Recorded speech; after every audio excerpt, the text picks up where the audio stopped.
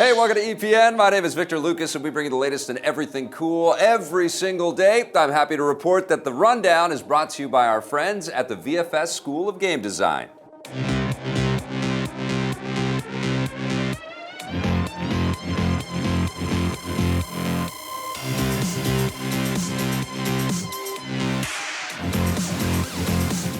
Thumbs up to our pals at VFS. Now, this rundown is dedicated to True Backlash PSV, who has been watching EP and reviews on the run for about 15 years. Finally found our channel. This rundown is all yours. The studio behind the Hitman franchise is in a lot of trouble. Danish game developer IO Interactive, which created the Hitman video games, is being dropped by their parent company, Square Enix. In financial lingo, Square Enix says they've decided to withdraw from IO Interactive, which means the studio will need to find new investors soon in order to stay alive. Square Enix acquired IO and the Hitman franchise back in 2009 when they purchased IO's former parent company, Eidos, but they've decided to cut the studio after Square Enix as a whole posted yearly financial losses of about 5 billion yen, which works out to about $43 million US. They haven't released official sales figures for IO's latest Hitman game, which was released last year, although we can guess that it didn't sell as well as expected given the fact that they're dropping the studio. Going forward, Square Enix says that they plan to focus their resources and energies on key franchises, which means they don't look at Hitman as a key franchise anymore.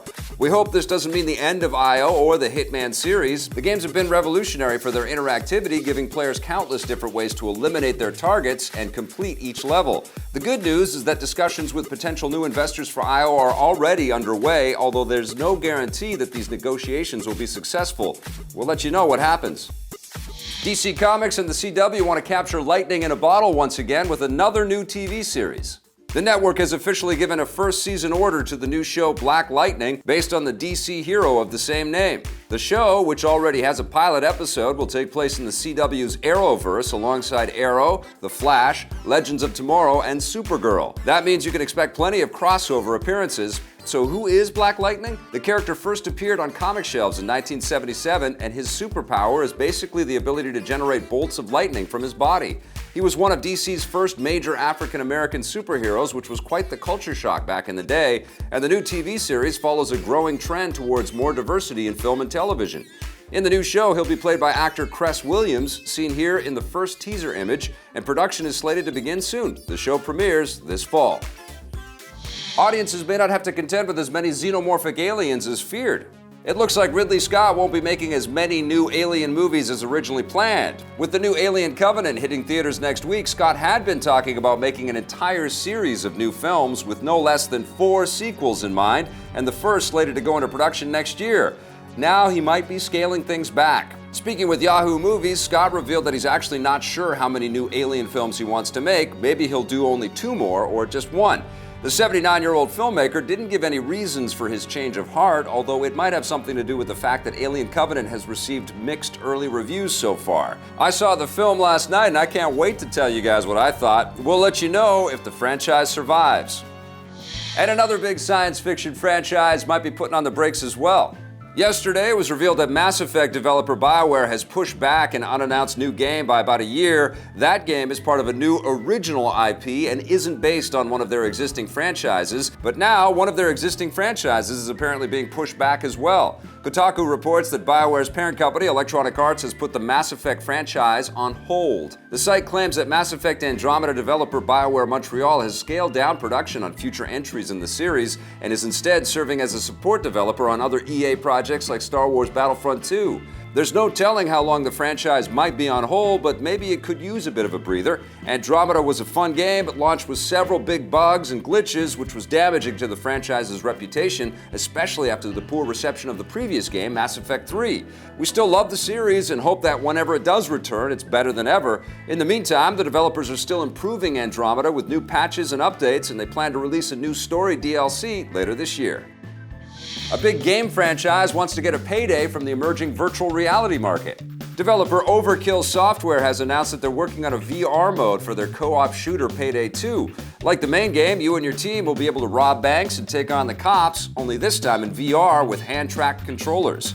If some members of your team don't own VR headsets, the co-op will work between headsets and regular PCs so you can mix and match. Best of all, Overkill says the new VR mode will be free to anyone who already owns the game, although those fancy headsets themselves unfortunately aren't free.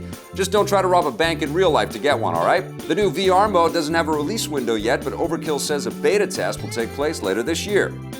You know VR is becoming more and more mainstream because in other VR news, Google is taking a bigger step into the format. The tech giant has bought game developer Alchemy Labs, which created the popular VR games Rick and Morty Virtual Reality and Job Simulator. In a statement, the team at Alchemy says that Google will give them the financial security they need to pursue creative VR games and other projects, and they'll still be making games for the HTC Vive, Oculus Touch, and PlayStation VR, and won't be limited to just Google's Daydream VR platform. Google has been making inroads into VR with Daydream and other endeavors like their cardboard headset, and Alchemy is their first VR game studio.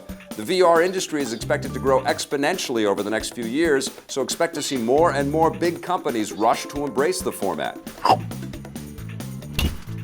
Prepare to go rogue, again, because more Risk of Rain is on the forecast. The 2013 roguelike PC game Risk of Rain is getting a sequel. Developer Hopoo Games revealed the news on their official Tumblr page, and the biggest difference this time around is that the sequel will be fully 3D and won't just be a 2D side-scroller like its predecessor. The original Risk of Rain was developed by two students from the University of Washington and became a big success thanks to its blend of heavy RPG elements with procedurally generated roguelike environments, meaning that new levels are generated randomly on the fly, so the game is different every time you play it. Maintaining the same roguelike elements in 3D seems like an ambitious undertaking. They stress that the sequel is still in the very early stages of development, so things could change. Get ready to punch, kick, smack, and block your opponents in a whole new way. Publisher Devolver Digital has announced that the online hand-to-hand fighting game Absolver will hit the PC and PS4 on August 29th. The thing that makes Absolver unique is that it doesn't just offer one kind of combat. There are multiple combat styles spanning different martial arts disciplines, and players have the ability to take different moves from all of them and string them together in unique ways, which means you can basically create your own fighting style. Since this is an online game, you'll be able to observe and pick up different moves and styles from the other players you encounter, so pay close attention when you're fighting them.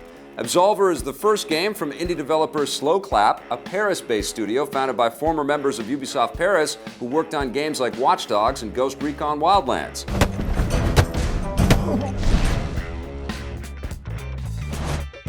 That's it for our rundown. If you'd like to learn more about game design, visit our pals at VFS.edu. We'll be back again tomorrow with a brand new episode. And in the meantime, click around and check out some of our other content. And if you like it, hit subscribe, okay?